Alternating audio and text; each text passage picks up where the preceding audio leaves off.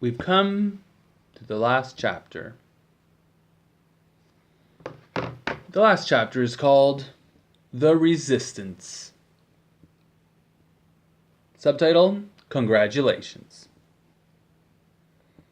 Well, I guess congrats are in order. You've completed the task. You're well on your way. Yet not quite. Or actually, not at all. This is merely the beginning. This is where we get into real life. Right after you put down this book, or rather this video clip. What will you do? Forget everything and continue as normal? Or go on and make a difference? Embrace the absurdity of existence? Will you open yourself up to the other? That's where and when you'll see if this endeavor was worth it. Once again, we look back at the parable of the prodigal son that we've been looking at in this book. We see this sort of event take place. The son has grown tired of his engagement with the pigs, and he decides to head home, to enter into this fuller resistance. This greater resistance by going back to the old places, by re-engaging with his father. Not by merely re-entering into the state of sonship, but he goes back to make a real living, to work as a servant. It's a type of revolution, revision 2. Of course, we then also see the fall of the son. This son's inability to resist when directly faced by the call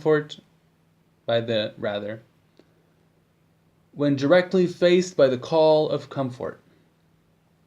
The whispers of old return, the strong sense of power, the taste of majesty. Like so much of the church today, his rebellion implodes. He bows. He wilts. Will you?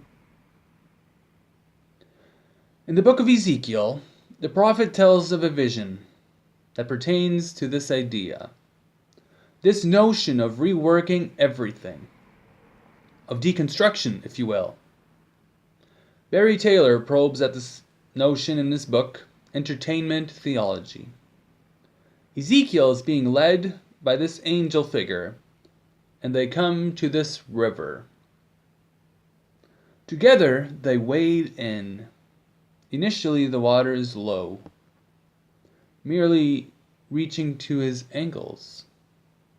They continue further, deeper. Now the water reaches up to their knees. Again they continue. Soon the water reaches up to their waist. Still, further they go. Soon the water is too deep to cross. They lose touch with the bottom. They can't reach. Footing is lost. Eventually, though, they make their way back to shore. And Ezekiel notes, now there are trees and various sorts of vegetation growing along the shore.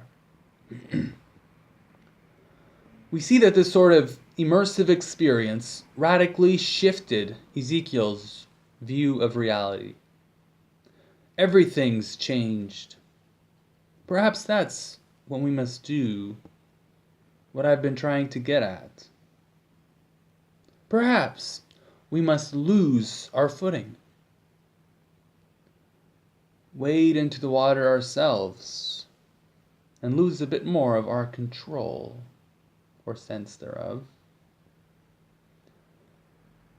until we realize that we are lost but that's okay. Because we are loved. I hope this book aids in bringing this about in you. So, in closing, may you lose your footing and be transformed. And may we stand together, arm in arm, because together we can make a difference.